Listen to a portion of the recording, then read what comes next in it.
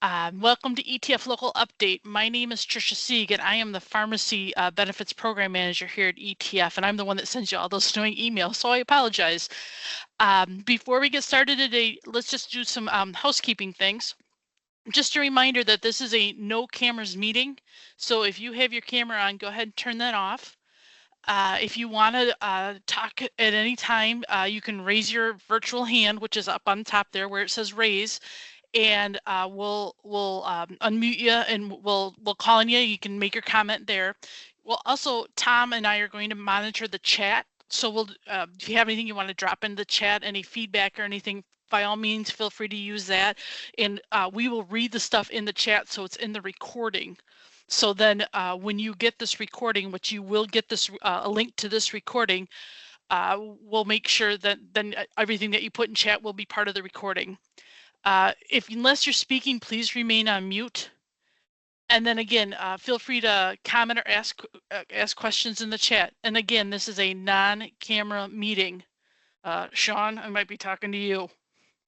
So go ahead and turn your cameras off, and we'll get started here. So our first presenter is Luis Caracas, Wade Whitmus, and Arlene Larson about the Local Health Insurance Program Initiative feedback. So Luis, Wade, and Arlene, I turn it over to you. All right, so good morning, and hopefully everyone is somewhere warm this morning. My name is Luis Caracas. I'm a health plan policy advisor, along with Arlene Larson, our federal health program and policy manager, and Wade Whitmus, our project manager in the Office of Strategic Health Policy.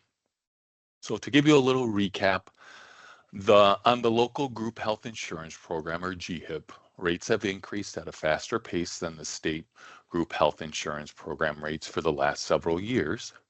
A local GHIP also has a smaller reserve fund due to the size of the pool compared to the state's GHIP, which means there's less money available for rate smoothing when rates do increase. As an FYI, the reserve funds are any excess money in the local GHIP that the group insurance board uses to reduce premium payments. So as a result, ETF is exploring options to help better control these increases. If you have any questions as we go along, please feel free to add them in the chat. Arlene will be reviewing those questions and we will answer those questions at the end of the presentation. All right, so what we are covering today, so we are back to review the results of the feedback regarding the local GHIP from the July ETF local update meeting. We will also highlight the local program options ETF and Siegel, that's the group insurance board's actuary, are exploring to control health insurance premium increases. We presented these options incorporating your feedback to the group insurance board in November. I want to make a note, no decisions have been made yet. All right, so that being said, I will now hand it over to Wade to go over the results of the feedback. Great, thank you, Luis. We can go to the next slide, please. Good morning, everyone, and thank you for taking time out of your day. I know that December you're probably keeping very busy, so thank you for being with us today. My part of the presentation is going to talk about the results to the feedback that we received from you, as Luis said back at our July 25th meeting. Just kind of want to reconfirm with you before we get started here, to let you know and reassure you that, ETF has heard the feedback that you as the locals have provided to us about the group health insurance program. And to that extent, the group insurance board, as Luis mentioned, has also heard that feedback and has directed us here at ETF to do what we can as far as analyzing the group insurance program to see what we might be able to do to decrease any volatility of the annual premium rates. We know that rates have gone up quite significantly for you each year, and we recognize that, and so has the group insurance board. And so we are going to do what we can here from our side to work to address, how do we control those rate increases, while at the same time looking to see what might be available to improve the program stability. if you will. This is an important part of what we offer to locals and state agencies throughout Wisconsin. And so locals are a key part, and we want to make sure that that program continues to be available to you and your employees. So the outcomes of the activities that Luis mentioned, and you're going to hear more about today, are actually going to feed into potentially having benefit for you, your local organization there, as well as your employees. As we get ready to go into the feedback results, I want to again take a moment just to say thank you for the input that you took and shared with us at that July meeting. We did hear what you said. We tabulated your results. As Luis said, we did share that with the GIB, so they're well aware of what you're going to be seeing here next. And so what we're doing now is we want to circle back with you, share with you what we have as a composite results to the questions we had, so that you're aware of what you and your peers shared with us and what we're using as a basis to work from.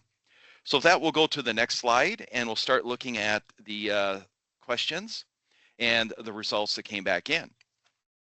You may recall question A dealt with why do you participate in a local group health insurance program? Here we are interested in finding out what are the drivers that might be influencing you to be part of this program. And we had about 50% of you responded both either with the premium rate or the benefits being offered. And so you can see the top two go-getters there were benefits offered at 30% and premium rate. So those are kind of like 50% are rate and benefits. Question number B, what factors do you take into account when you make decisions on health coverage? And this would be beyond what you shared with question A up above. Those that were at the July meeting shared that access and costs, that was 84% of the responses were in those two areas, both access of network providers, plans, etc. within your area that would be available to your employees. And then, of course, costs, the all-important costs of what it means to your budgets, what the premiums are, the rates, the deductibles, etc. for your employees. Next page, please, Louise. Looking at question C here is, would you recommend the GHIP or group health insurance program to your peers? In other words, other locals. Is that something that you would share? And we're excited to see that 61% of you said yes. So thank you very much for that vote of confidence. We also know that we have work to do to make sure that we address those that said no or had other comments that were made to this question. On question D, what factors influenced the choice of your current program option? So, you know, what influenced you in picking the program option that you currently offer your employees? So the top two items there was cost fit within your budget. That was at 30%. And then using this as a tool to recruit and retain your employees came in at 28%. So a good mix there. 58% of you had either costs or recruitment retaining as a factor for why you selected the program option that you offer. Moving on to question E, what percentage of your employees choose the lowest cost health plan each year? Meaning, you know, do they change plans based upon cost each year? And what's interesting on this question is that we had two wild swings. We had 44% of the respondents in July said that 80 to 100% of their employees will go with the lowest cost plan each year. And then to a lesser degree, 27% had 0 to 19% of their employees would change. So we had the exact opposite of the 80-20 rule here. 80% would change and 20% would not. So interesting results on that question. Luis, next page, please.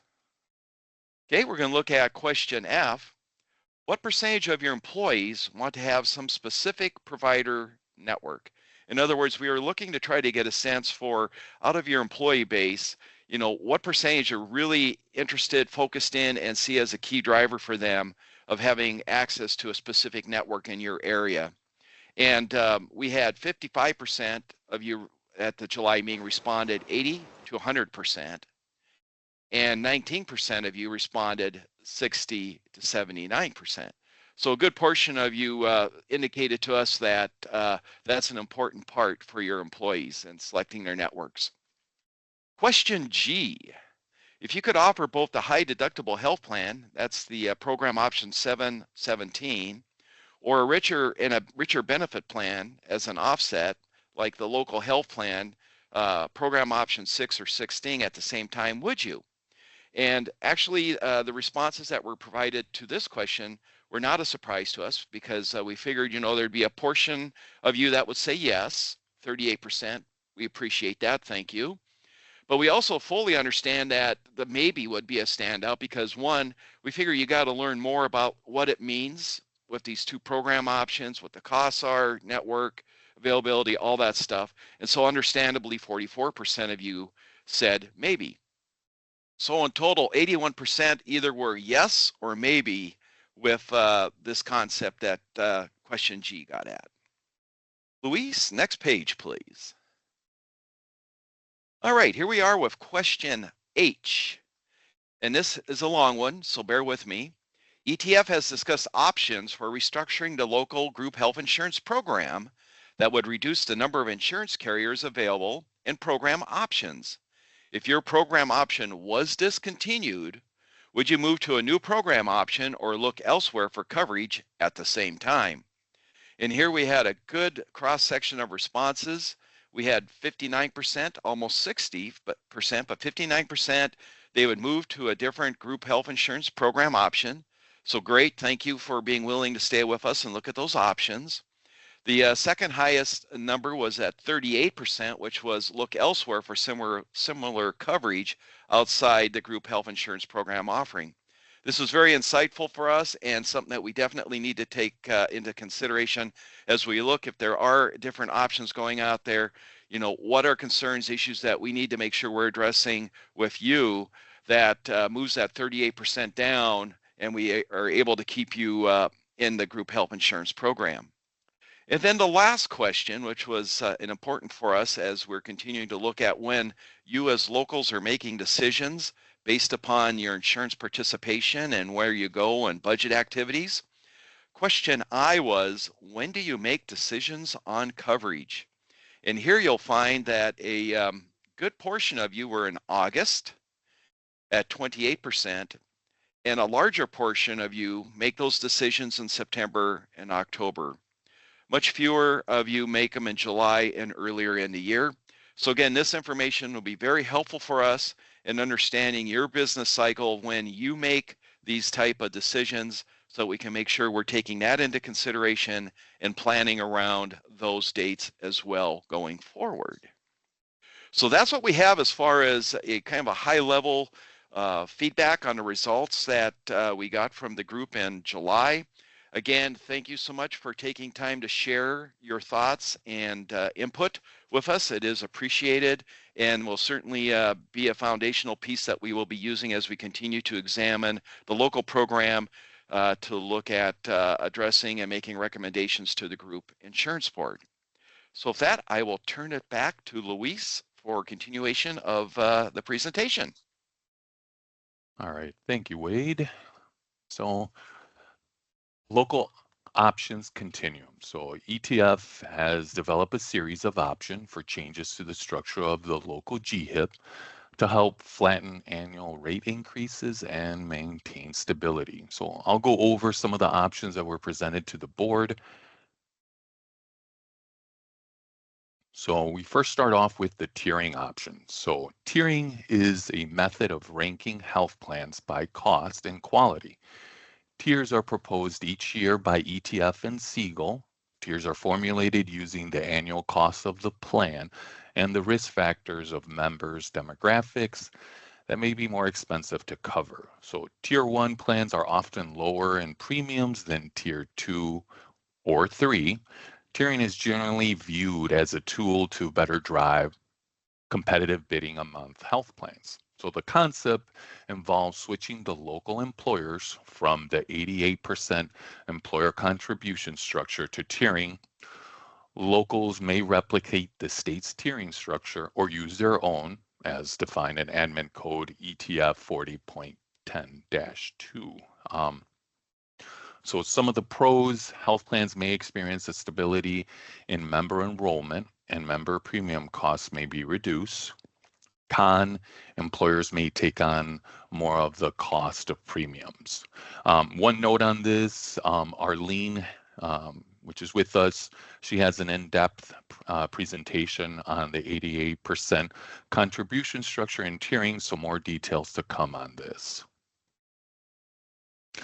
So the next option we presented was program option PO4 P14, which is the local deductible plan that has an annual medical deductible of $500 for individual and $1,000 for family.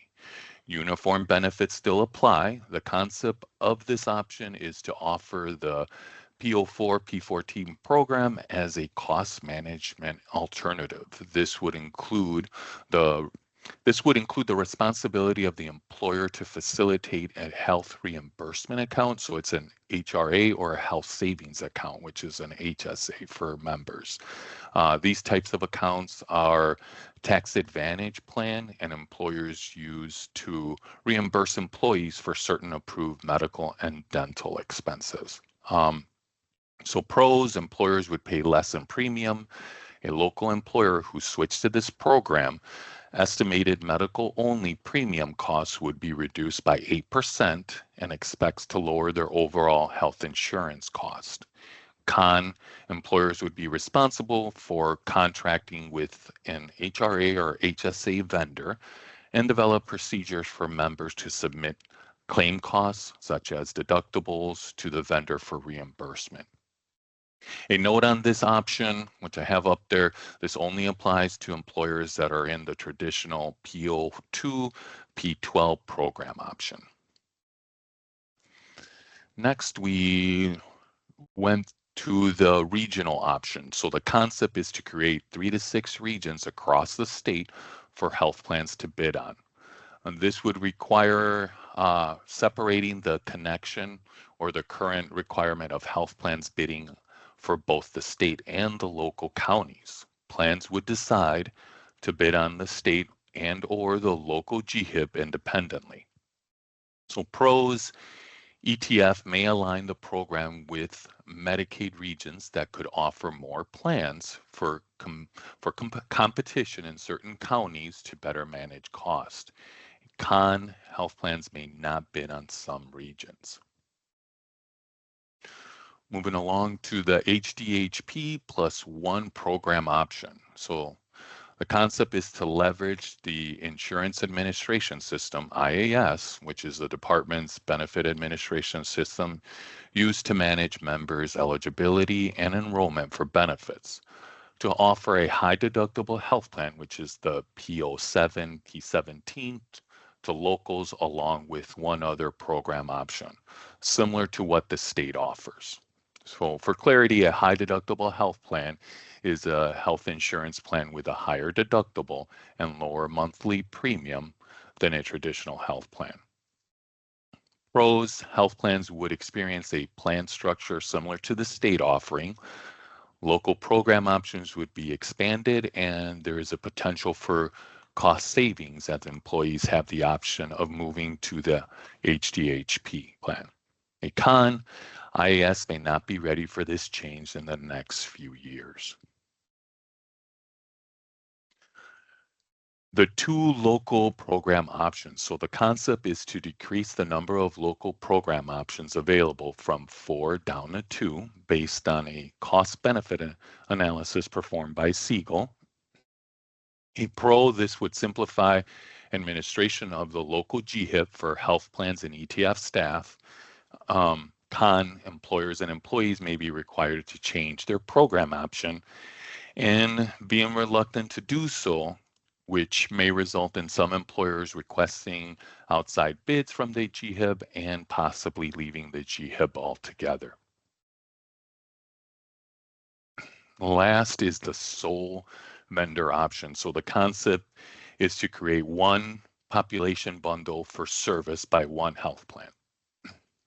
So health plans would be able to offer only state and not local coverage. The GHIB would be simplified for employers and ETF staff.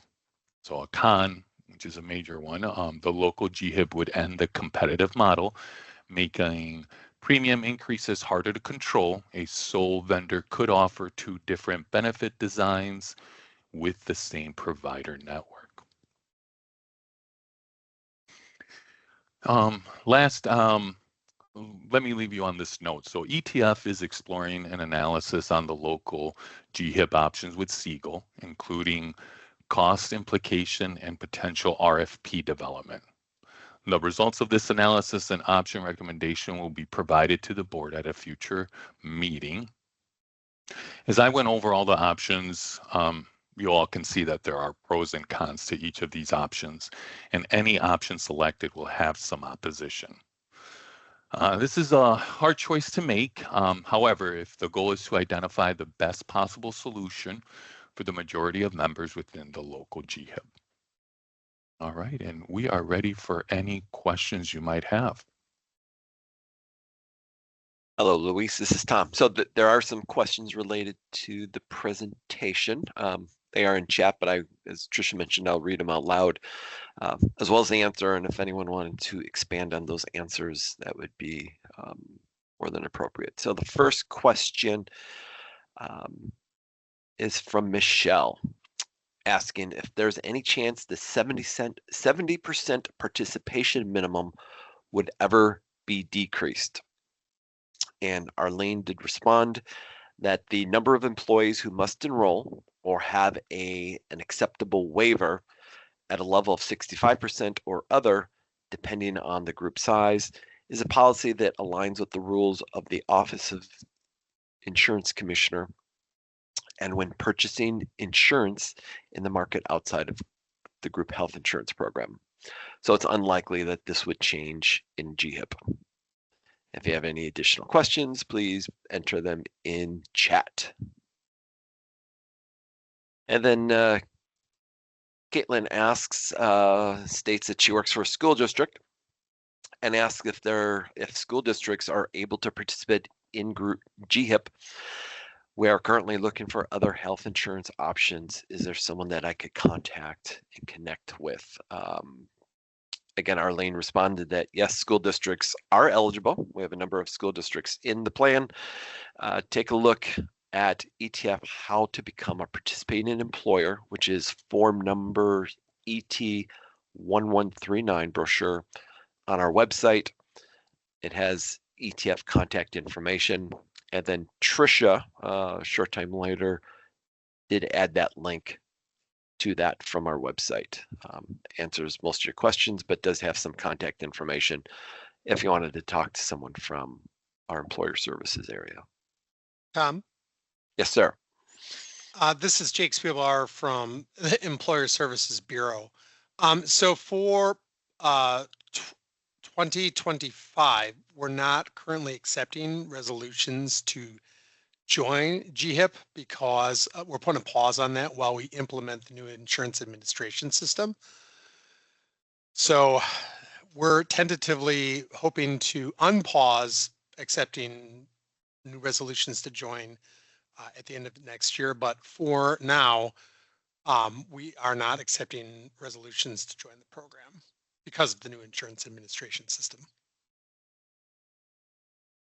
Thank you, Jake. That's an excellent clarification. So that was all the questions in chat related to the presentation. There was one earlier asking if the slide deck will be mailed out or emailed out, and it will. Tricia will send the slide deck PDF out to everybody that is participating. Tom, we just had a question come in. I can read it, and if Wade or Luis or anybody wants to join it. Oh, and I think Arlene just put the question. The current 88%, it's moving. The current 88% rule causes the cost for more expense plans to be paid by this employee. Oh no. The current 88% rule causes the cost for more expensive plans to be paid by this employee. Well, there's a whole bunch of them there. Let's start with this one. I'm sorry. With a high deductible plan, does the employer need to contract with a vendor for an HSA, or can the employer set up their own HSA? Yeah, hi Tricia, Luis here. And with that option, yes, the responsibility would be on the employer to contract with a vendor of their choosing and set that up and have some type of procedure set up for their members. And I think, Elizabeth, your 88% rule, I think the next presentation is going to deal with that. So we're just going to leave that in chat. We can come back to that. Here is what is considered an acceptable waiver for the participation percentage. For example, we have a 29 WRS eligible employees with 14 enrolled in our current health coverage. That would leave 4 to 5 staff members that would need to come on board. Could an eligible waiver reduce the number we need to join? And I'll answer that one. Yes, an eligible waiver could reduce that. Employees can be waived, and this appears in the ET 1139 on page 9. Employees can be waived if they are covered by a plan not sponsored by the employer, enrolled in a similar plan sponsored by the employer, that's discouraged, or they have an annualized medical premium contribution that exceeds 10% of their annualized gross earnings. So what that means is the most common acceptable waiver is if your employee is covered by their spouse's plan, that's an acceptable waiver. Well, I think that brings us to the end of the questions in chat, and then we'll just, Arlene, you are up next. Let me just pull up your slides here. Excellent. All right. Good morning. At our last ETF local update, some of you asked for more information about premium contribution models available to you. Today, I want to talk about the 2 models you can choose from, tiering or the 88% formula. And then after my presentation, we'll open it up for your questions. So we've heard that all of you use the 88% formula for health employer contributions. If you tier or decide to change to tiering, we'd appreciate it if you'd let us know. If you could go to the next slide, that'd be great. Okay, let's start with learning about tiering. Tiering is ETF's method to rank health plans based primarily on premium costs. ETF advocates for lower premiums, and plans choose whether they can accommodate the tier thresholds. Employees pay the same contribution for any plan in a given tier, even if they live in different parts of the state. Now I want to briefly refresh you on how renewals work. Every year, plans submit their premium bids for the next year, and the Group Insurance Board's consulting actuary, Siegel, assesses the bids in relation to the health plan's reported claims and administration costs, how many catastrophic claims the plan has had, market medical trends, and finally, the percentage increase requested over the current year. From this assessment, Siegel determines if the plan's premiums are reasonable. If they are reasonable, the plans are told their tier level, and if applicable, they're informed of what dollar amounts they would have to cut to get into a lower tier. ETF has 3 tiers. Tier 1 plans are the most cost efficient and typically of lower premiums, but this doesn't always happen because health plans are compared against themselves and not each other. Tier 2 plans are those with moderate costs, and Tier 3 plans are those with higher costs. It's important to remember that the tiers are based on a formula, not a single dollar value. A plan's tier is the same for all counties. Provider qualification is not a part of the tiering formula. And we're going to talk about qualification later during the 88% portion of this presentation. Qualified plans can be either Tier 1, 2, or 3. And finally, tier placement can change annually. Next slide, please. Okay, so tiering is one method used for calculating premium contributions. Again, employees pay the same for any plan in a given tier. The employer premium contribution varies to make up the difference in the total rate. And tiering, like the 88% formula, is based on the law that says that employers may not pay more than 88% of the average Tier 1 plans. However, you may pay less. ETF admin code says that if a local tiers, the dollar difference between tiers that an employee must pay is at a minimum of $20 or more per individual per tier, and $50 or more per family per tier. And I'm going to show examples of this later. Next slide, please.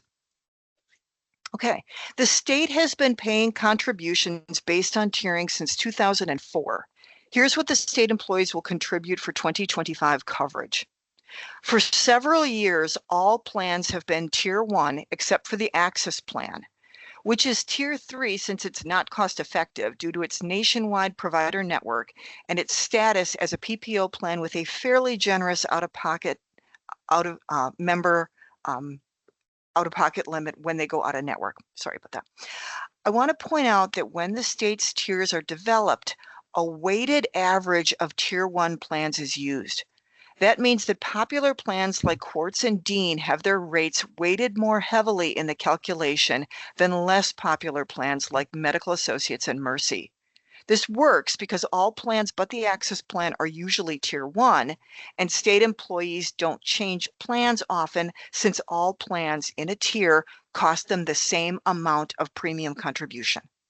Next slide, please. Okay, why does the state tier? The consulting actuaries and the state expected and found that employees are incentivized to select the most efficient plans, and health plans compete to be Tier 1 since employees are price sensitive. Plans who are not in Tier 1 commonly lose members who are lower utilizers of care and retain higher utilizers who are willing to pay more to see their providers, and they want the lower utilizers.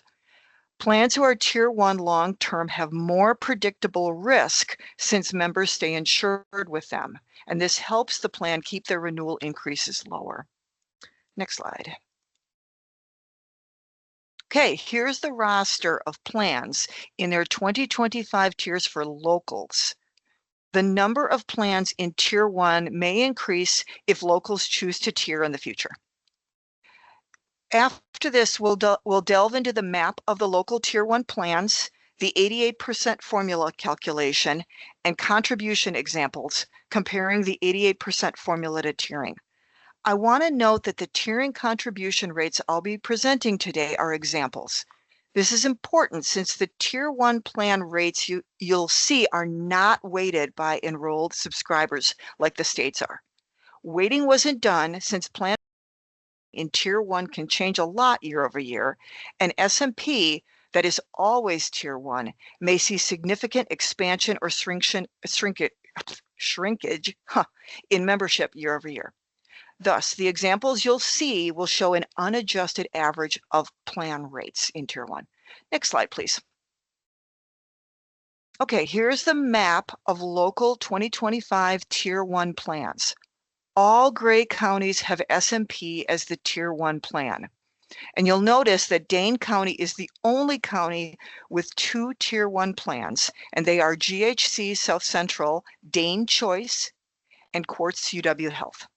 Next slide, please. Okay, now I'd like to briefly explain the 88% formula. Under this method, the employer may contribute between 50% to 88% of the health insurance premium for employees with 50% or greater full-time equivalent status. For employees with less than 50% full-time equivalent status, the employer may pay between 25% and 88%. So 88% is the most you can contribute. You may contribute less. Next slide. Okay, here's where the math starts. The 88% formula is the maximum employer premium contribution, and the way it's calculated is it's 88% of all Tier 1 qualified plan premiums in an employer's county. Employers pay the same amount for all plans. Employees make up the difference. That's the opposite of tiering. And also, if there is only one Tier 1 plan in the county, the maximum employer share will be 88% of that plan's premium. The calculated maximum employer share then applies to all plans, regardless of tier. Okay. If a county doesn't have a Tier 1 plan, the state maintenance plan, or SMP, is made available as the Tier 1 plan. And the calculation for 88% is done separately by each county. Next slide, please. Okay. The 88% formula relies on provider qualification. How does qualification work? Well, ETF qualifies health plans provider networks on a county-by-county basis, which means that a plan will be qualified in one county but not another. A plan's provider network must meet one of two sets of minimum requirements to be qualified in a county. Under the first test, a health plan's providers have to be located within specific distances from our members. The determinations are pretty complicated and we won't go into a lot of detail, but the main takeaway is that the distances members have to travel for care is one way the actuary determines whether a plan is qualified. As an example, rural distances are 20 miles for a primary care provider or PCP, 35 miles for a hospital, and 35 miles for specialists. They're shorter for designated urban areas. The second test for qualification is if a health plan can meet a lesser standard of requirements. These are that in a county, they offer 5 primary care physicians, PCPs, that are accepting new patients, 1 hospital, if there is one in a county, and 1 chiropractor. If a health plan can meet either of these 2 tests, it's qualified. Okay, next slide, please. Now I'm going to show some comparisons of contribution formulas in the 3 counties. The counties I've picked have the largest populations of local employees enrolled in them. They're Dane, Jefferson, and Outagamie. All of these examples are for program option 14, which is the deductible plan without dental. Next slide. Okay, here's Dane County's 2025 program option 14 88% formula contribution splits. Note this is the only county with more than 1 tier 1 plan for 2025. Dane County has 2. The employer contribution is the same for all plans, and it is 88% of the tier 1 qualified plan's average premium in the employer's county. And you see that in a little tiny font on the upper right of that orange box. In this example, an employee with family coverage in GHC South Central Wisconsin Dane Choice's Tier 1 plan pays $182.80 a month. For Quartz UW's Tier 1 plan, the family pays $334.80 a month, and the employer pays $1,897.88 for family coverage for any plan offered in the local group health insurance program. Okay, next slide, please. Okay, in this example, you see Dane County's tiered contribution splits. We're going to go through this kind of slow. The employee contribution is the same for all plans in the same tier, and their lowest cost premium is approximately 12% of all Tier 1 plans' average premium. The employer can pay no more than 88%. Qualification doesn't factor into this. Next, per ETF admin code, I've added the minimum amounts to the Tier 1 contributions to get the minimum amount an employee could pay for Tier 3 plans. The minimums for Tier 3 plans are an additional $40 per month per individual rate and $100 per month per family rate. And these are added to the Tier 1 employee contribution. There can be larger differentials to encourage employees to select the Tier 1 plan. You'll notice that Dane County doesn't have Tier 2 plans. Our next examples do. In this example, an employee with family coverage in a Tier 1 plan pays $279.51 a month for either GHC South Central Dane Choice or Quartz UW. The employer's contribution is $1,801.17 for GHC Dane Choice and $1,953.17 for Quartz UW. Next slide, please. Okay, here's Jefferson County's 88% contribution splits. This is an SMP county.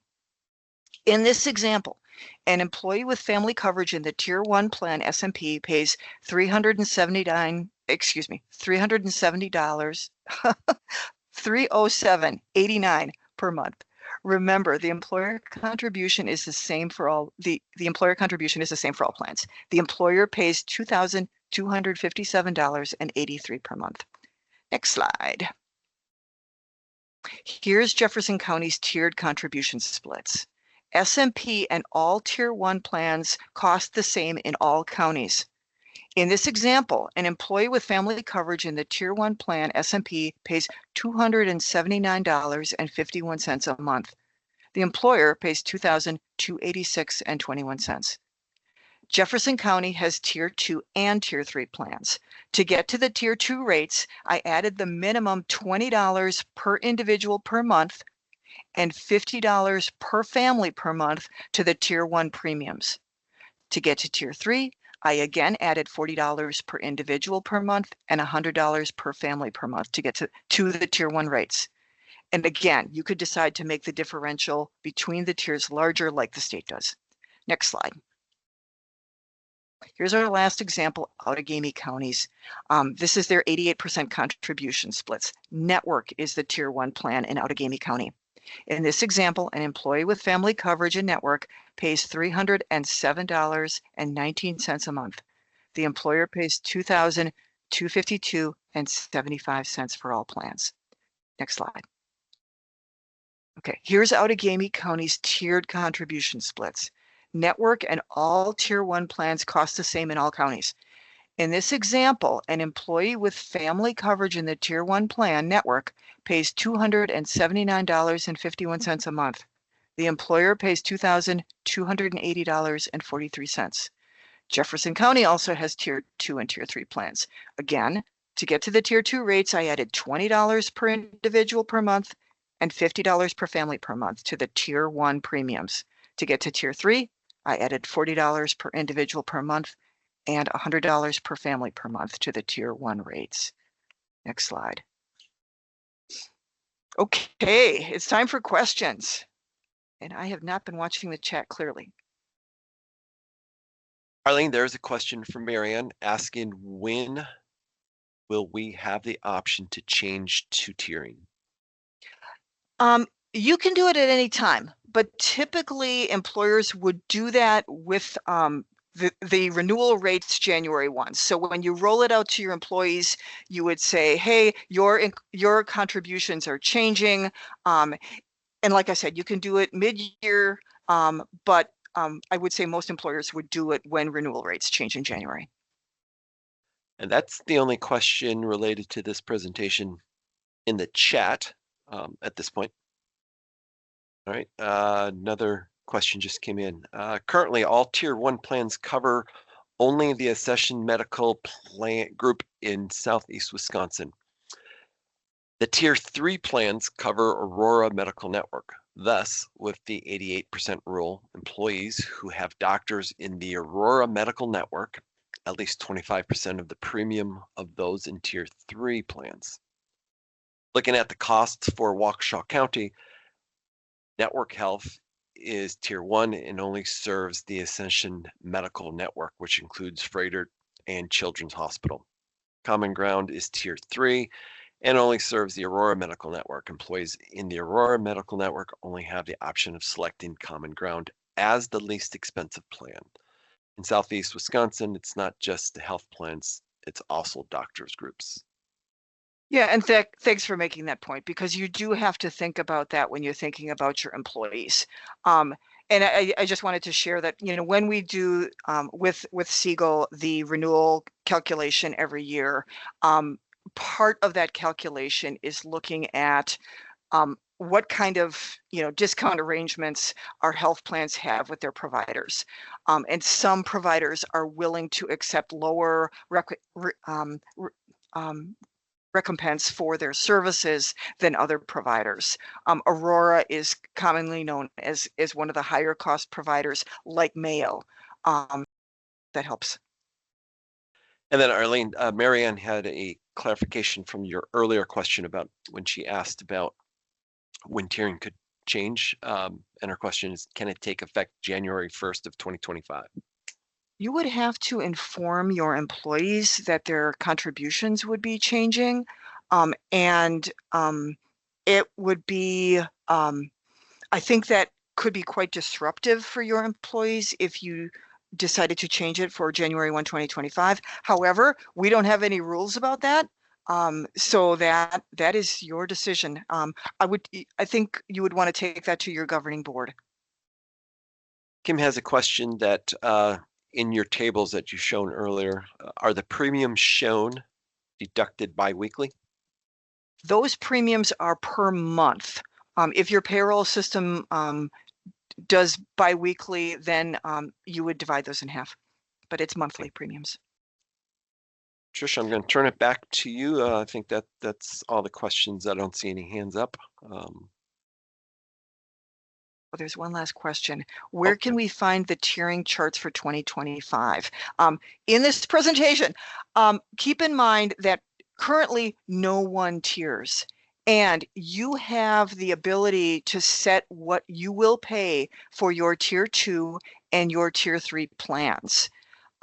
So if you decide to move forward with this, you can reach out to me and I can help guide you through that. Thank you, Arlene. Oh, and then my last slide is if you'd like more information about tiering, you go out onto our website and word search on tier. You'll come up to the Health Plan Tiers webpage. Also, for you in the employer manual, you could see Chapter 205D. For your employees, they probably want to look at the benefit and services FAQs 14 through 17. Thank you very much, Tricia. Just one more question popped up here. Will the monthly premiums ever be even numbers, so easily divisible by 2 for bi-weekly payroll systems? Boy, this is a Douglas question, and I don't think he's here today. So in the 88% tables, we make sure that they are even numbers. So they should be even numbers for the to be divisible by 2. But I don't remember, or I didn't notice if Arlene had rounded up in her examples or not. So rounded up or rounded down. Thank you, Douglas. Yeah, so those tiering examples that I provided, they then we would round those up to end in an even number. Thank you so much. Okay, so let's go on. Arlene, there's one about one question in the chat if you want to grab that one about a biweekly number question again, if you want to grab that. Well, let's go on to Shelley Schuler about the Wisconsin Deferred Compensation with an update. Shelley, I think I saw you here. I am here, and Oh. thank you, Tricia, and thank you for letting me be part of the updates today. For those of you who haven't met me, I am Shelley Schuler. I'm the Deferred Compensation Director at ETF, and I'll be sharing some WDC news with you. We have roughly 70,000 employees across the state at over 1,000 public sector employers that use the WDC as their supplemental retirement savings plan. So I just want to say ahead of time, thank you for helping these employees save for a financially secure retirement. Next slide, please. I'm going to go over a few things that are coming up new for us with 2025. This list is some good stuff coming for our participants. There's a change in how they will be paying for the plan. We have some updates to required minimum distribution processing that should eliminate any overtax problems that might have come up. I'll share the 2025 contribution limits that were announced last month by the IRS. I will talk about some new distribution options that came about as a result of Secure 2.0 that the Deferred Compensation Board added to the plan and trust earlier this year. And then I'll just close with some reminders for you and what your resources are for anything WDC related. Next slide, please. So the big thing is last month, well, actually last week on December 5th, the Deferred Compensation Board met and they approved changing to a flat fee for all participants beginning January 1, 2025. So the tiering that you see on this table goes away completely. Anybody who has $5,001 or more in their WDC account will be paying $3.90 a month. So that's a $48.60 a year, and that will be deducted as it has been straight out of participant accounts. So the board made this change because they thought the way the tiers were working, things were just not flowing smoothly. We had too much variation in fees. The fluctuation was causing stress. So this change is going into effect, as I said, on January 1. And I am pleased to say that we still have the small incentive for people who are just getting into their retirement savings. So anybody with $5,000 or less in their account will still have no fee. So those are big steps. The WDC will be updating materials, getting word out in the next several months. But that's the big change that came out of last week's board meeting. Next slide, please.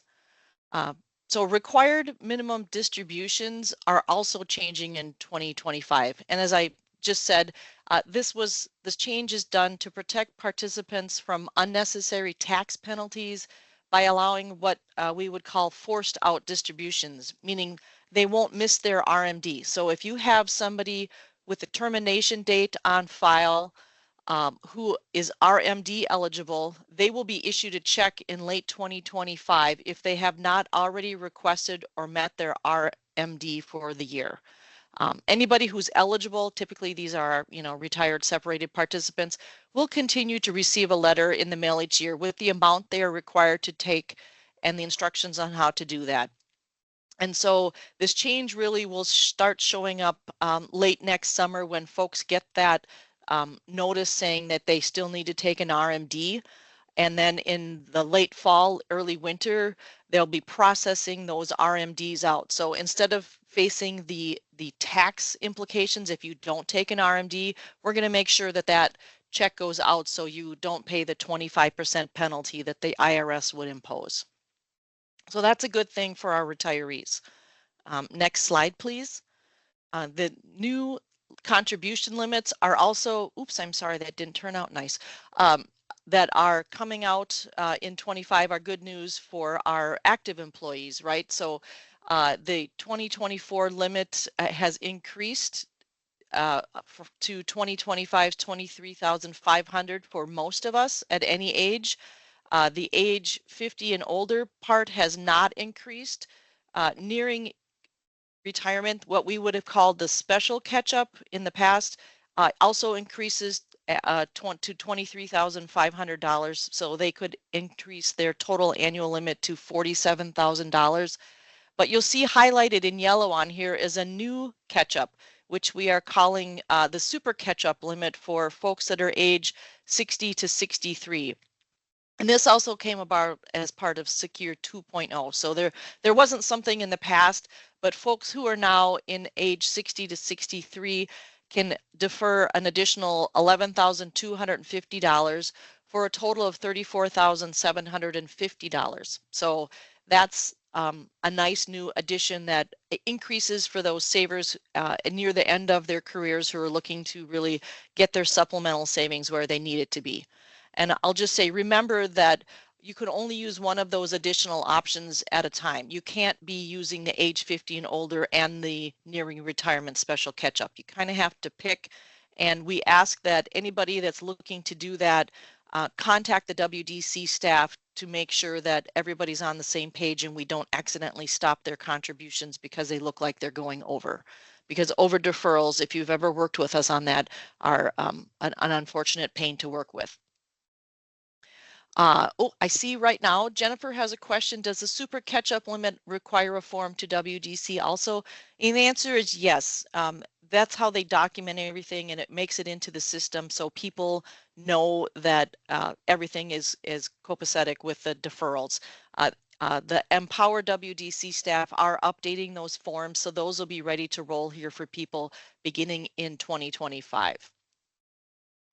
Okay, and next slide, please. I want to switch to a couple things that came out in the plan and trust as a result of last week's deferred compensation board meeting.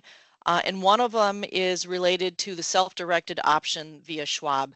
And some of you might know this, maybe you don't, but we have a window via Schwab where participants can select their own own mutual fund options. If they don't like the standard lineup that the board has, they can pick their own. And so that's called the Schwab window. And beginning in 2025, the board has increased the minimum account balance necessary to open that Schwab window to $3,000. And then for money going over via the window, it's a $500 minimum initial transfer. In addition, the board has put in place a $60 fee to use the Schwab window, which will be deducted at $15 per quarter for anyone using the self-directed option via Schwab. And note that's an optional piece, that is not something that people have to use. It's just one of the options the board has in place for those investors who want more than what the board is monitoring. Next slide, please. The next change with the self-directed option, Secure 2.0, relates to qualified birth or adoption distributions. And so these were part of the 2019 Secure Act, but the feds were really vague on how people would implement this. And so in Secure 2.0, they clarified that, which meant then that the board considered it at their meeting earlier this year and said, yep, we think this is something we ought to offer to our participants. So anybody who has a childbirth or adopts a child can take a distribution up to $5,000 from their account within 12 months of either the birth or the adoption. This is an extra piece that people can use if they want to. They don't have to. It's a self-certification, and people can recontribute the distribution, that is, pay themselves back within 3 years. So that has all been set up with the WDC's record keeper. It'll be ready to roll here in January, and we think this is really good news for our working parents. It's another option for things you might need. Next slide, please, Tricia. Another of our Secure 2.0 distribution updates relates to qualified disaster recovery distributions. So Secure 2.0 included several disaster relief provisions that can make it easier for a person to use the funds in their retirement account in the event of a qualified disaster. And that's a disaster declared by the president and indicated on the Federal Emergency Management Agency website. So a FEMA emergency like they were seeing in North Carolina, for example. And so what this means is that people can have up to $22,000 of disaster recovery distributions that they can take out, and they can use this to do things to reconstruct or buy a house, for example. So this is a nice loosening of some of the distribution options for the WDC, where people in the past maybe had to take a hardship for this, and they won't have to do that anymore. Next slide, please.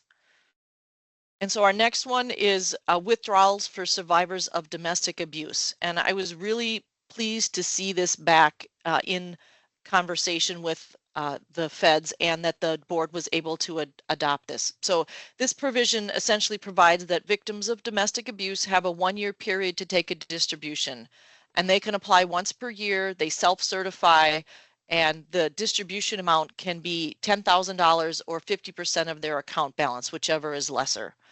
And so for any of these sorts of new distributions, they are coming online in January, and folks should contact the WDC in order to take advantage of them, make sure stuff rolls forward. And let's see, I see there's 2 questions on here that I'll take before I move to my next slide. One is, do employees need a form, or can they just increase their contribution online for the super catch-up? I think that comes from JZ. JZ, I would recommend that they check in with the WDC. I believe we're going to have a box on the form that says that, just to keep everything straight for people. Their system has rules programmed into it so that things get stopped, so we don't have over contributions, because again, I mentioned those are a giant pain with gains and losses and getting money back to people. So there's going to be a form that has a request for it. And the other question is from Jennifer. Do participants have to pay the $5,000 back within 3 years if they take a QBAD? And the answer is no, they don't have to, but if they want to, they can. So that's a nice flexible distribution option that the feds put in play with Secure 2.0, and we were able to add to the WDC. So I think it's a super thing. Okay, next slide, please. And I know I talked about these at our previous discussion, but I just put it out here because it's really important to remember how to process enrollments for anybody that's coming on to your staff, as far as if they have or haven't been involved with the WDC. So those new employees that haven't participated can do it online. They just pick the employer. You give them that plan enrollment code out of the benefits enrolling flyer that changes 3 times a year, and things just go forward from there. For your new employees that have previously participated in the WDC, we can't do it online. We have to be able to know whether they want to have a second account with you and keep their previous account separate from the prior employee, or if they want to roll it together. So because those employees have options, it's really important that they touch base with the WDC and clarify what they'd like to do. Okay, next slide. I'm going to put in my quarterly plug for take advantage of those retirement plan advisors that are out there, right? We have 7 people that all they do is talk to you and your employees about the WDC and what it can do for their retirement planning. They're out there, and their goal is to make life easier for your employees to participate and get to that secure retirement. So take advantage of them. They'll meet with you in person, in a group, one-on-one, online, whatever works for you is what they will follow. So schedule those on-site visits for 2025 while you can, because they do fill up. Okay, and the next slide I think is my last slide, and this is just really your resource slide. So if you need something with the local office, we've got Emily and the local WDC office email up there. And if you have payroll type questions, Kathy Castle is our contact at Empower in the what I would call the back office. If you were on the WDC's employer webinar earlier in November, you heard Kathy talk about what she does and how she is there to help make your life easier. There's also the Plan Service Center login support. So if you lost your login or you have a new staff that's doing payroll with you, these are the folks that will help get you up and running on that. And then lastly, it's me. If you have a question, a comment, a suggestion, you want things to be different, or you just want to talk about thank you for having the supplemental retirement plan, this is where you can reach me. And that is what I have to share today. And as I said at the beginning, thanks for everything you're doing to help your fellow employees prepare for their financially secure retirements. The WDC is very inexpensive. It remains inexpensive, and part of that is the volume of people and employers that are here working together to get people where they want to be in the future. And so with that, if there's additional questions, I'm happy to answer them. If not, I will turn it back over to Tricia. I think you answered the ones in the chat already, Shelley. So I think we're good, she says optimistically. So, and also Shelley had sent me something that I'll be sending out to you in the after meeting email that will come with the recording of the meeting, and then also the PDF, the slide deck you see today, a handout that Shelley had. So yes, that will be going out to everybody. Thanks, Tricia. Yes, so Tricia will have a nice, like I said, a 2-page flyer or 1-page back and front that kind of summarizes all the changes that are coming, and it includes the information on how the participant fee is changing in 2025, et cetera. So it's a nice condensed version of what I just shared with you today. Well, thank you, Shelley. We have a slight change to the agenda. Our next presentation is going to be from Jake Spielbauer and Madi, my benefits transition plan for employers. So Jake, I know that you want to share, so I'll stop sharing so you can share your screen and you can take it away. Sounds good. So I'll kick it off. This is Bonnie Cyganic. I am a manager in the ETF Division of Benefits Administration. And one of the things I'm currently working on is I am the sponsor and a business owner for our modernization efforts for our insurance benefits. So I'm going to get it kicked off. Jake's going to do most of the presentation. What we're going to cover today is the agenda on the next slide, Jake. In preparation for going live this coming summer, July 1 is our target go live date. But what we'll be covering today is the why behind this journey. And then I'm going to pass it off to Jake to talk with you about where we're going, how to prepare, directions for getting there, and then resources available to you. So our why for insurance administration modernization and putting in this My Insurance benefits, it's really aligned with our agency mission to deliver quality insurance benefits and services. And this modernization effort with insurance is about providing an online, secure, one-stop self-service platform for members and employers to access and manage our insurance benefits. So this new setup, My Insurance Benefits, is about providing visibility, anytime access, and importantly, more consistent customer experience across all of the insurance benefit options. So with that, I'm going to pass it to Jake, and he's going to talk about where we're going. Thanks, Bonnie. And I'm the employer trainer for insurance over at Employer Services Bureau. So you'll be seeing more of me if you have any of our insurance benefits in the next coming months. So where we're going with My Insurance Benefits. So it is a secure and easy to use platform. That's why we're adopting it, among many reasons. It's allowing members to interact with their benefits online in the way that they want.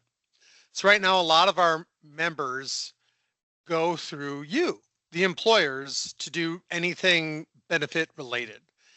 And My Insurance Benefits will let them be able to manage their own benefits far, far more than they can right now. And it will improve their experience. All of our members are going to be using the same system for their enrollments. So if you work for the village of ABC and then you get a new job with the school district of XYZ, you'll be using the same system if you have ETF's insurance benefits. This system will also allow 24/7 access. So right now, if our members are going through their payroll departments or their HR reps, they're reliable on you to be able to help them with their benefits. So that's, standard business hours, and it's when you have the availability to meet with them. With My Insurance Benefits, it's a 24/7 system. So members can confer with their spouse if they want to make decisions about their benefits, and it's always available to them, increasing the convenience for them and enhancing the member experience. My ETF benefits, or MEBs, our current insurance administration system, and the Web Access Management System, or WAMS, they're going to be retired. So the current systems that we're using, these legacy systems, they'll be retired when we roll out My Insurance Benefits. This system is an enrollment system for health, dental, vision, life, income continuation, accident, and pre-tax savings accounts. So all of these different benefits that we offer to our employers and their employees, these different things that you get through ETF, there'll be one enrollment system for all of them. So again, we're really trying to enhance that member experience. Our system will also send out COBRA notifications. So the process of doing that right now will be streamlined through this system.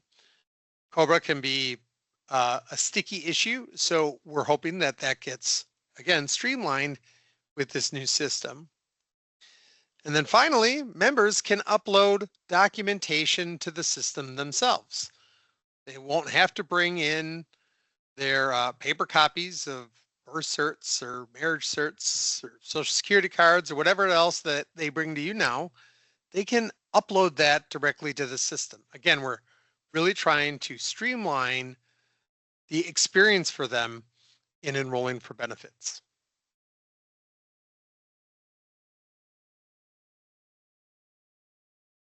So where are we today? What's going on right now? Well, it's a working system. My Insurance Benefits is a working enrollment system. We've built the employer transaction application, or ETA. That's an application that employers will use to enter and update employee data to support transactions within My Insurance Benefits. A lot of our employer testing of the system, it's nearing completion. So several employers have been testing the new system, and that's nearing completion. Currently, documents can be uploaded to the system. That's part of the testing, and it's going to be a main feature of that system, and that's currently functioning.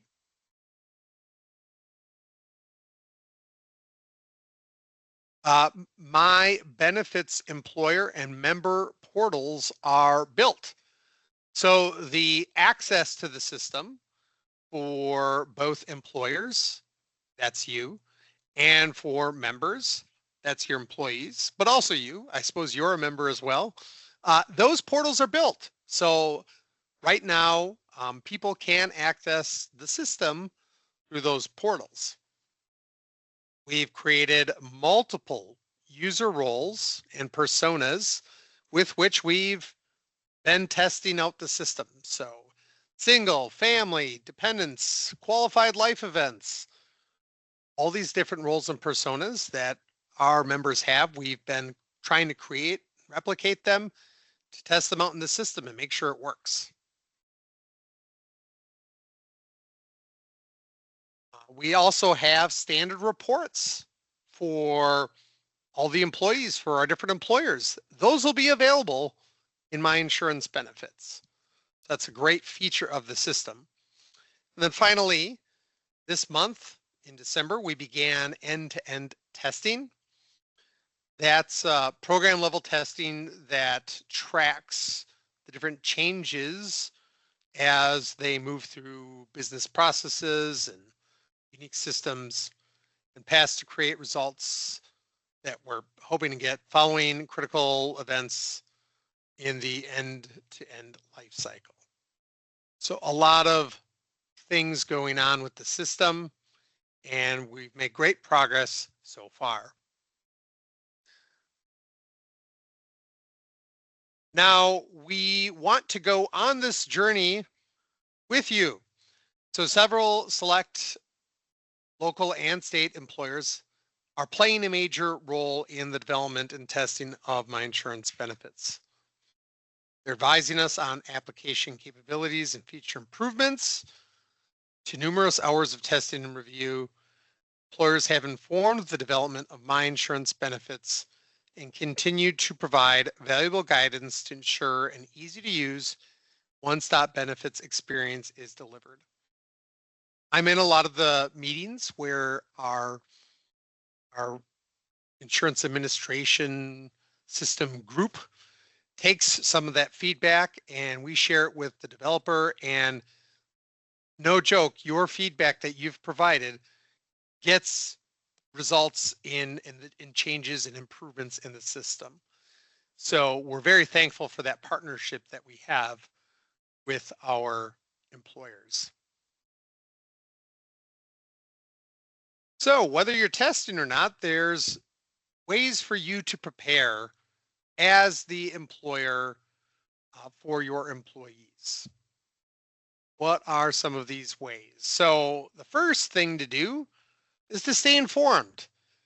ETF will share important details and impacts via our regular communication channels. So Hopefully you're subscribed to the Gov delivery emails that get sent out. Additionally, there's the ETF website where a lot of our news is shared. So please stay informed. And I'll talk about some of those resources later on in this presentation. But stay informed. That's one of the most important things you can do in your role as the employer. And then when you get informed, disseminate the information you receive from us at ETF to the people in your organization. Let them know what's going on. So hopefully they are not surprised and are anticipating the rollout of the system. When we send out the training dates, please save those training dates and register to attend the training. We'll have a lot of training about the system to help you learn how to use it, help your employees learn how to use it. So please save the training dates and attend the training. Make updates to communications and brochures that are owned by your organization to include the new information that's shared. So if you have internal materials with your organization, update it to talk about the insurance administration system, talk about my insurance benefits. And then complete your employer readiness checklist once you receive it. That's coming out this spring, so look forward to that. Once you get it, make sure you fill it out, and that will help you get ready for the rollout. So I mentioned training before, and you might wonder, what will the My Insurance training all involve? So we're going to have multiple mediums for the training. There's going to be live training. Myself and several other trainers over here at ETF will be leading that. We're publishing videos and creating job aids as well. So there's a lot of different mediums for the different training for the new system. And the training will be on all the systems and reporting capabilities that you'll need. So this includes My Insurance benefits. It includes the ETA, that's the employer transaction application, the employer payment application, certify, and more. So all the different topics relevant to implementing the new system we'll have training on. And not only before, but training will continue through go live and beyond. So we will have a lot of training leading up to go live this summer, but we will continue it after that because there's going to be lots of activity, I'm sure, once we go live. And we want to make sure as things come up that you know how to handle them.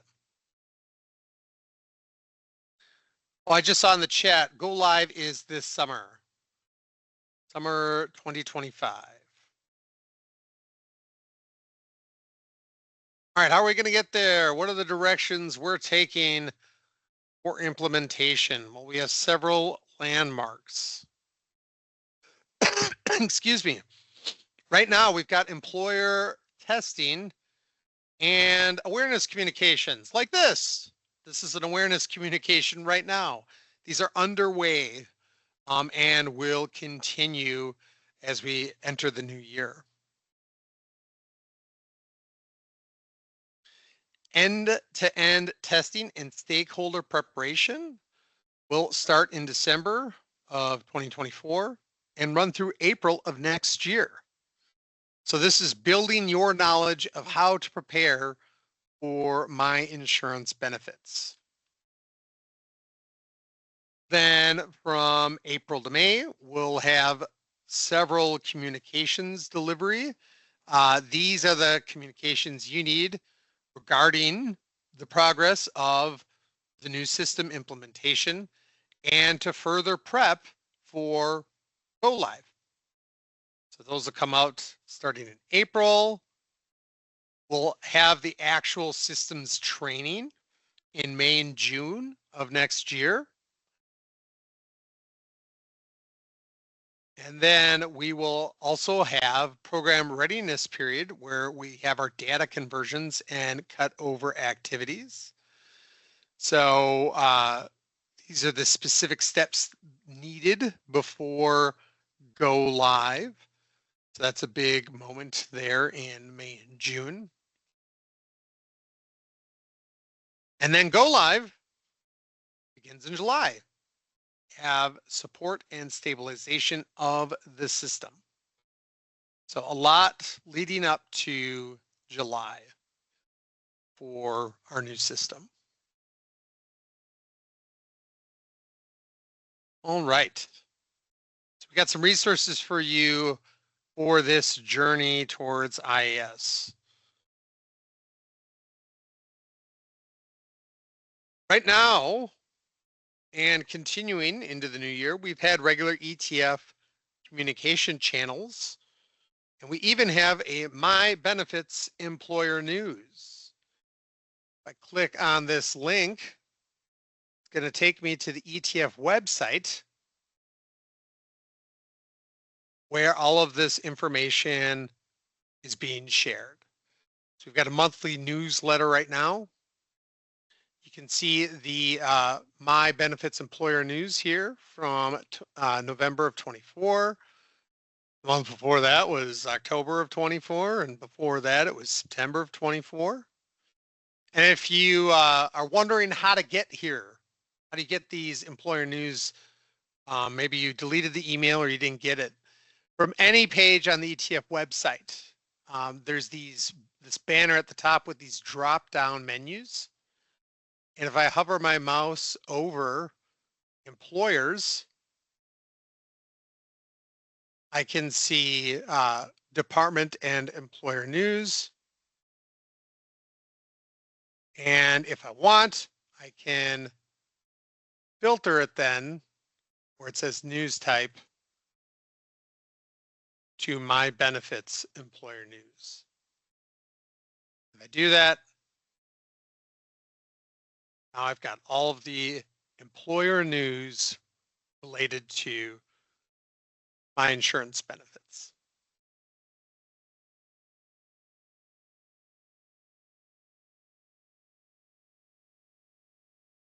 Other resources.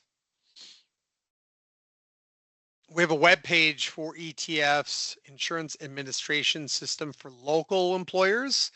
That's this group. We'll have training materials and guides coming out in spring of 2025. I know I'm part of the work group that's writing a lot of procedures for how to use the new system to help you out. There's the employer readiness checklist also coming out in spring of next year, and the support plan as well. So a lot of resources for you to help ensure a successful implementation.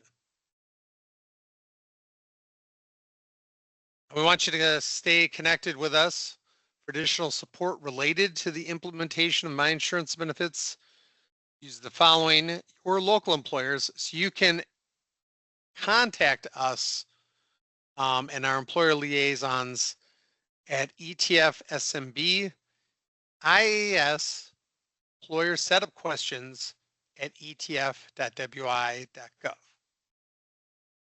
That's a long one. ETF SMB IAS employer setup questions at etf.wi.gov.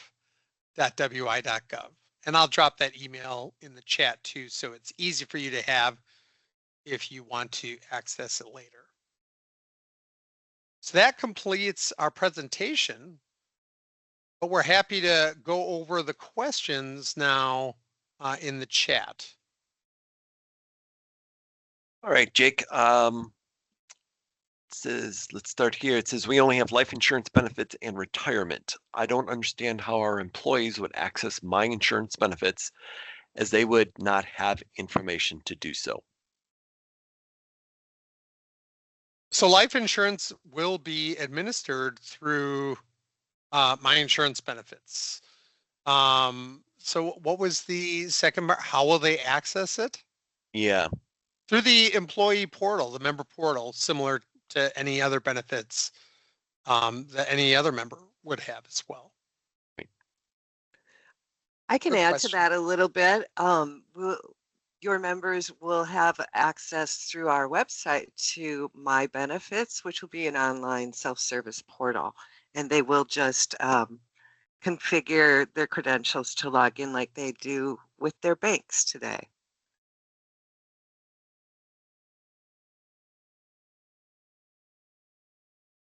Don asks, will system send life continuation form at termination 2? And John did answer that. Saw your answer somewhere, John. Employers will need to send continuation packages for life insurance and accident insurance.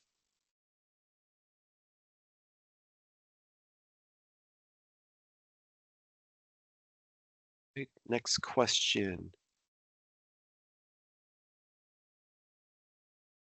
Will it be possible to have connection files to the internal HRIS being used to update deductions, coverage, and allow for benefit enrollment statements?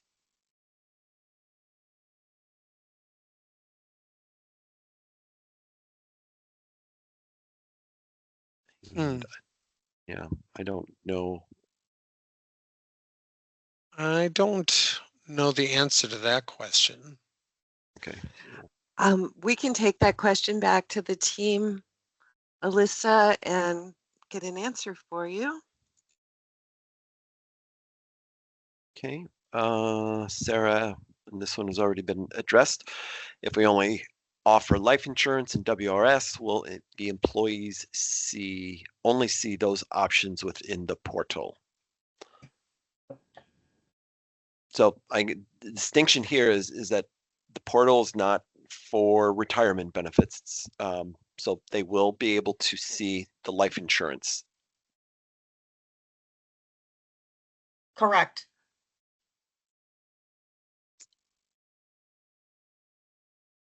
Jackie asks, are you providing materials for employees to get their access to this? Can employers continue to just send information as we currently do and not participate in employee access?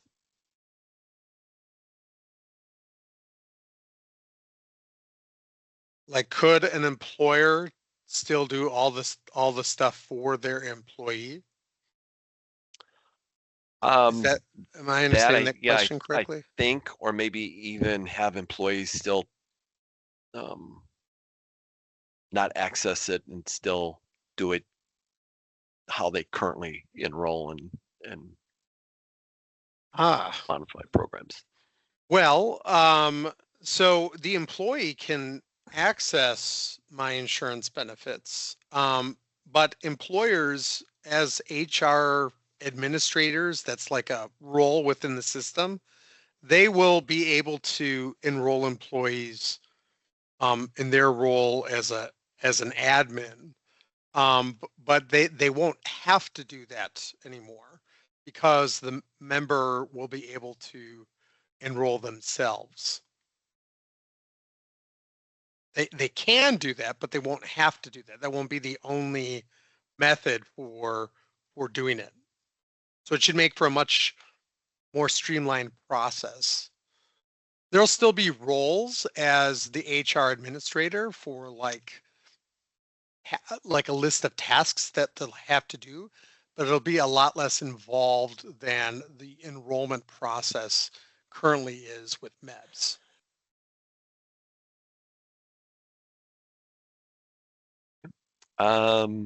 Ashley asks if employees will be able to update beneficiary information through IAS as well. Sherry and I answered that question, is that updating beneficiary designation is not in scope with the IAS program. So that will have to continue how currently is done via paper. Sarah asks, if a life change happens and an employee wants to edit their life insurance or other benefits if offered, does the employer get a notification of the change?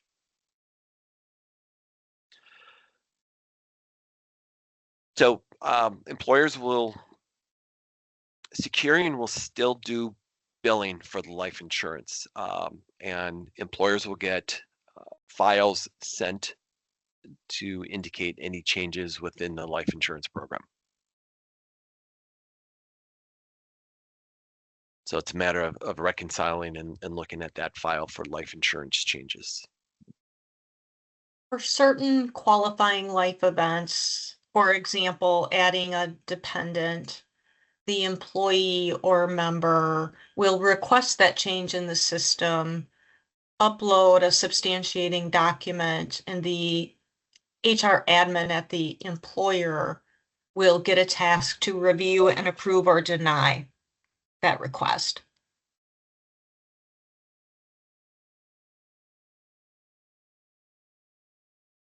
Deb asks when the anticipated go live date, and that is July 1 of next year, 2025.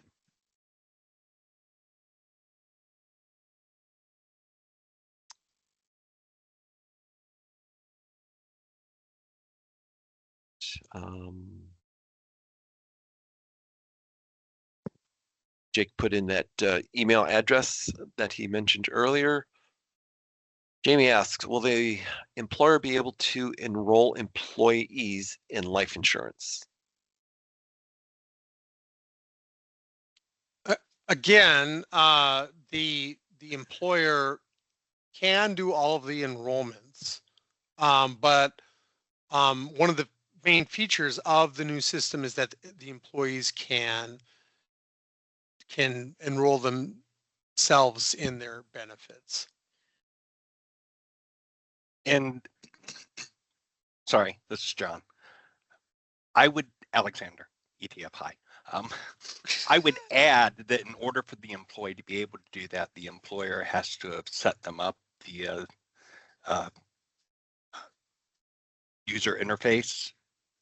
So you are aware that the employee exists and that they will be making their enrollments.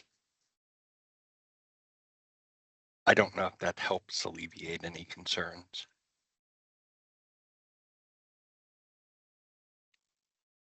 Right.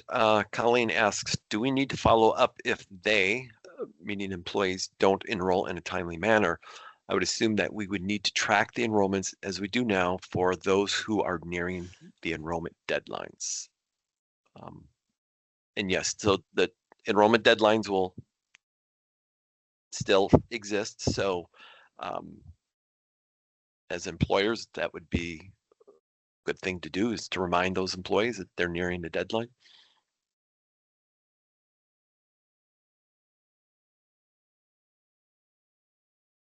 Will employees be able to increase their level of life insurance through a form in the portal, evidence of insurability? Yes, that will be something that will be able to be done through the new system.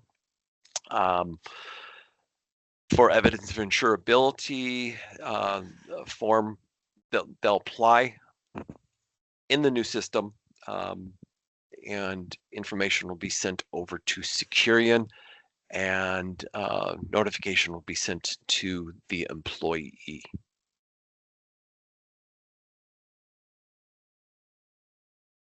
Katrina, will there be a portal for WRS benefits in the future? Yes, the pension administration system. I don't recall the rollout date of when they want to do that. I think they're accepting bids right now for whoever might be the administrator of it. I don't know if anyone else from ETF knows the anticipated rollout date for that, though. Yeah, that project is early in its phase. It's in the search and selection of a vendor solution. So, but yes, the goal is for WRS benefits to be managed online as well. Coming at a later date. Wendy asks, TBD. are employees going to be able to make changes to life insurance? Wouldn't that create problems for the employer? So Securian is building what's called Life Benefits Extra, that where employers will be able to view bills and changes that employees will make will be viewable in that LBE system.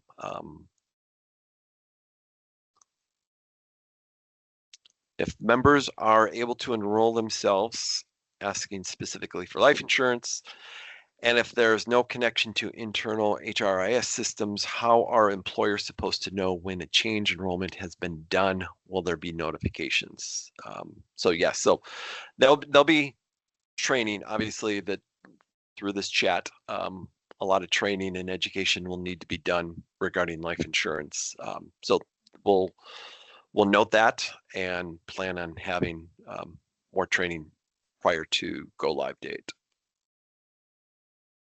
Okay, just a lot of life insurance questions. So Tom? Yes, sir. I do want to also mention that when an employee does an enrollment, like for a new hire and they're enrolling in life, the employer will get a notice in My Insurance Benefits that has happened, and there will be notices that the deadline is approaching. So like a new hire has a 30-day enrollment window. So there are notices that get sent about that. Okay, thank you. Okay, so again, just a lot of questions and comments about life insurance. So Chair, if we can just note that for future training. Sure thing, Tom. I'm grabbing all these questions and we will get some answers together. Great.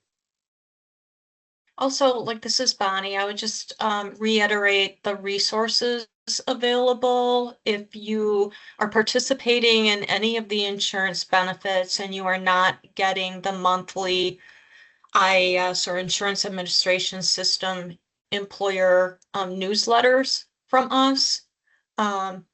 Reach out to Jake or your case manager or someone to make sure that you have access to those.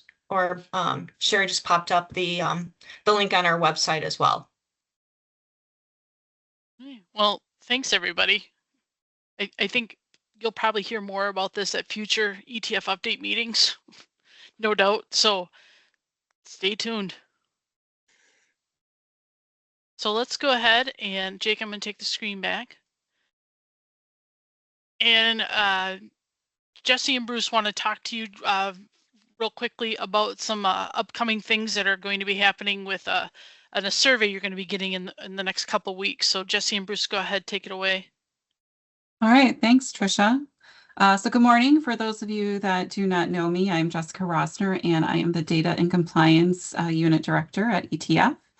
And today I'm here to talk to you about the reporting requirement by the Centers for Medicare and Medicaid Services. If you want to go to the next slide, Trisha, that'd be great. The survey will be going out to all local employers in February to assist us in fulfilling this reporting requirement.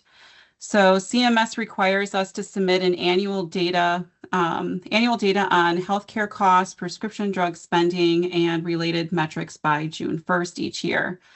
This standard requirement under the Consolidated Appropriations Act and compliance on this is essential. So we work with the health plans and the pharmacy benefit manager to fulfill these reporting requirements each year. And this year we will need to tap into the local employers to collect data to fulfill these requirements. So this is like a heads up to you to let you all know that we will be sending out a survey to all of you early February. This survey will be short with only 5 to 6 questions being asked. And it is critical that we receive responses by February 28th from everyone to ensure that we meet the CMS deadline of June 1st. So this is a collaborative effort, and we do need participation again by all of you. So that everyone is prepared. We will be sharing details in the coming months. So in January, you'll start seeing communications coming from us with more details about the survey. So watch out for those. And then starting the first week of February, we'll be sending out the survey. And then reminders throughout the month to keep the deadline top of mind. If you have any concerns or need assistance completing the survey, contact information will be included in the communications. And it's important that the information that you provide in the survey is accurate. So if you have any questions or unsure about any part of the survey, we encourage you to reach out for clarification. Our goal is to support you in providing precise data that ensures compliance with these requirements, and also it will avoid any delays. So thank you all for your cooperation and support in this important process for us. That's it for me, Tricia. Well, thank you, Jesse. I don't see any questions in chat, so we'll go on to Tom with life insurance, as we've talked about premiums and alignment. So Tom. All right, thank you, Tricia. So you can go to the next one. For those of you who don't know me, my name is Tom Rasmussen. I am the Life Insurance Program Manager, and just want to spend a couple minutes talking about some life updates. Next slide, please. So just as a reminder, is premium increases for the local plan take effect on July 1st of 2025. There was no premium action taken this year by the board. The updated 2164, which is the monthly premium table, is available on the website, and I have a link there on the slide. On November 5th of this year, there's an employer news that talks about life insurance premium action, but again, there's no rate action for the local plan. Next slide, please. Next is I want to talk about the alignment of coverage and the effective date and the premium effective dates. And this is a change from the current system. So, yep, next, thank you. So currently, eligibility policy for premiums are based, as you all know, the first of the month following 30 days from a date of hire, the first of the month following 30 days from a return of an approved leave of absence, or the first of the month following 30 days from a qualifying family life event. That is going to be changing. And coverage and claims are based on the employee's election date. So if I were to be hired today, filled out my paperwork, gave it to you as the employer, I would have coverage effective today. So if I had a death claim tomorrow, I would be covered, even though the premiums wouldn't start until the first of the month following 30 days. In this example, that would be premiums would start as of February 1st. Next slide, please. Starting sometime in May, and I'll get to that in a second, the coverage effective date will align with the premium effective date. So the coverage effective date will begin on the first of the month on or after the date an eligible employee submits an application or an approved underwritten coverage for EOI purposes. So meaning, again, using that example, if I were to start employment today, coverage would take effect as of January 1st of 2025. Premiums would also start as of January 1st of 2025. So I would not have immediate coverage with this new policy. If you have employees fill out paperwork prior to their actual start date, the premium effective date and coverage effective date cannot be sooner than what their first election or their start date of coverage. So the coverage and premiums will align with one another with this new policy. The new policy will begin sometime in May of 2025. The exact date hasn't been established yet. It has to do with IS configuration and when Securian will send the last census file to Benefit Focus. And again, that date will be announced once it's determined, once we get a little closer to that. So current policy will be in place through now until sometime in May. Once that hits, even though it's prior to the go live with IAS, the new policy will start. I did link a board memo that outlines this and what the board approved back in October. Next slide, please, Tricia. So why now? Really, IAS has a lot to do with this, the configuration. It does simplify plan management, so it's easier to understand, again, outlining the different dates between when your coverage starts and when the premium starts, so it's easier to administer overall.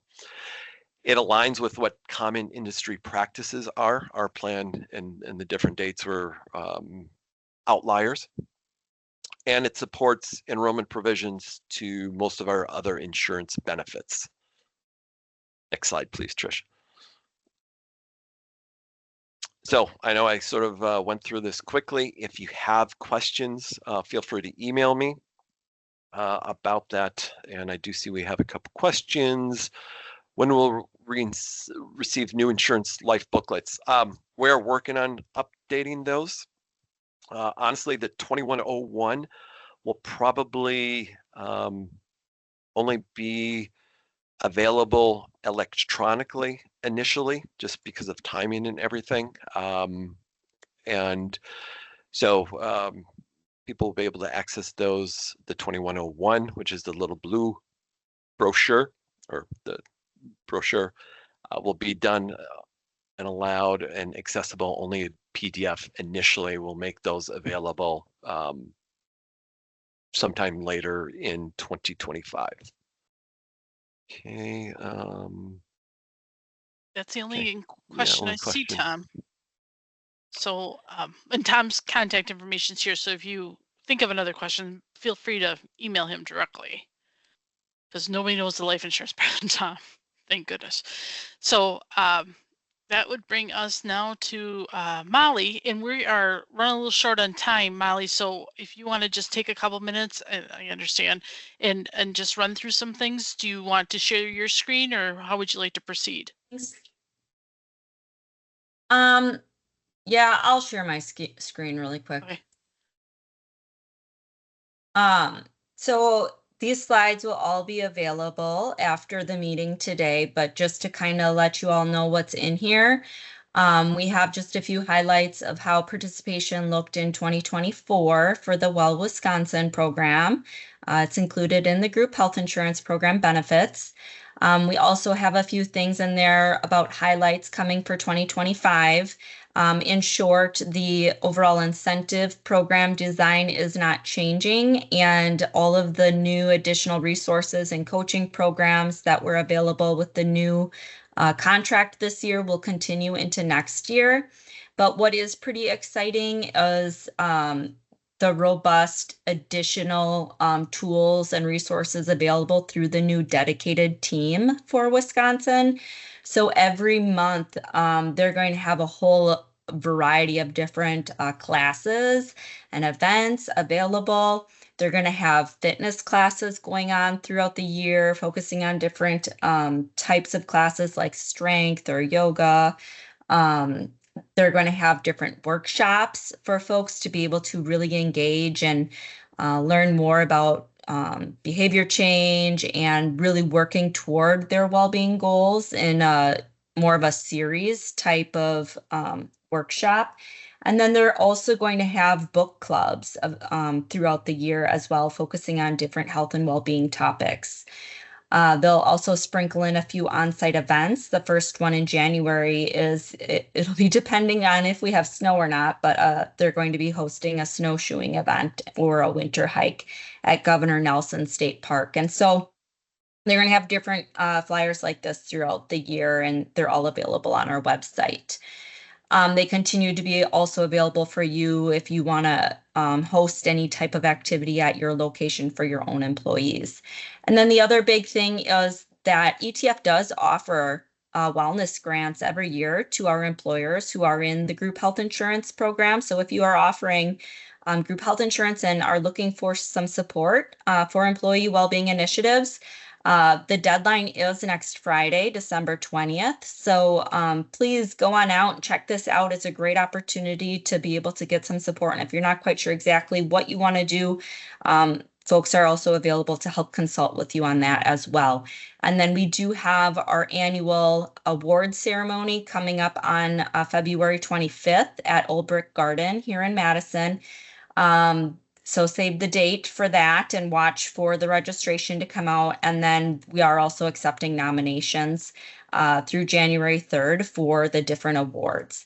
So with that, I will turn it back to you, Trish, but just wanted to give a few of those highlights and let you all know that, we are here to provide any additional support if you have follow-up questions.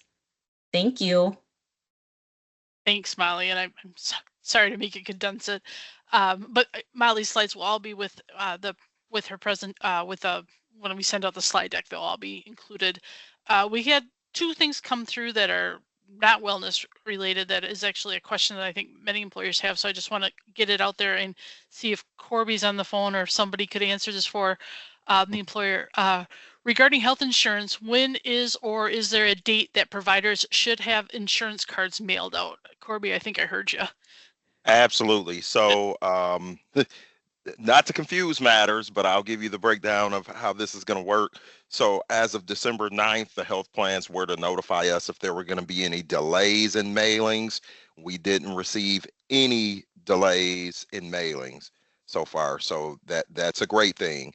ID cards they're supposed to be mailed out December 15th, but because the 15th, as you can see, is a Sunday, they're going to be mailed out. Most plans are going to get them out the Friday before, this 13th. Some plans did tell us that they're going to get them out on the 16th, the next business day.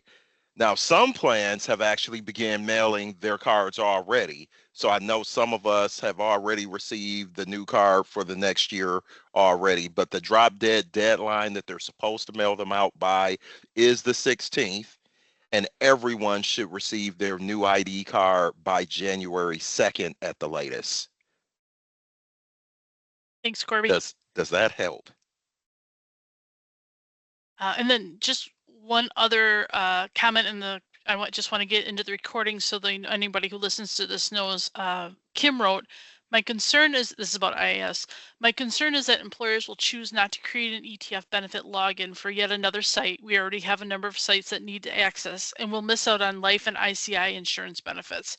Has it been considered to allow employers who only offer life and ICI benefits to continue with paper enrollment forms? And I'm not sure if the right people are on this right now to answer that for you, Kim, but I wanted to make sure that we read that out loud so everyone knew. And Larissa has her hand up. Oh, Larissa, I didn't see you here. Go ahead, Larissa. Yeah, hi. So I can answer that. We do recognize that there are instances where people either don't have good internet, don't have computers, whatever it might be, or they just don't want to create a login for My Insurance benefits. And in that case, we are keeping our paper forms. They're being updated.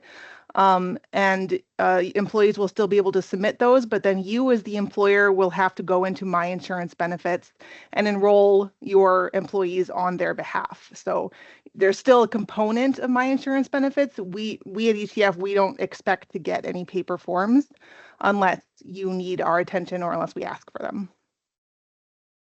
Thanks, Larissa. So we have 4 minutes left, and Douglas Wendt, I apologize to you. You have a really nice presentation. There's unicorns and butterflies, but we're not going to get to it today. So we'll make sure we put that on the next agenda for ETF update. And then also we'll include the slides. There's a slide I just made quick of what our group insurance board, who we answer to when it comes to health insurance benefits, who makes the decisions on things, just a little breakdown of what they have, the upcoming meetings. There's some requests for proposals they'll be making decisions on and everything, so that slide will be included with the deck. So if you have anything else, please by all means feel free to email us or reach out. You should look for the recording of the meeting, the flyer from Shelley about WDC, and the slide deck probably will be with you. I'll email it to you all early next week. So with that, I will say everybody have a happy holidays and thank you very much. Have a great day.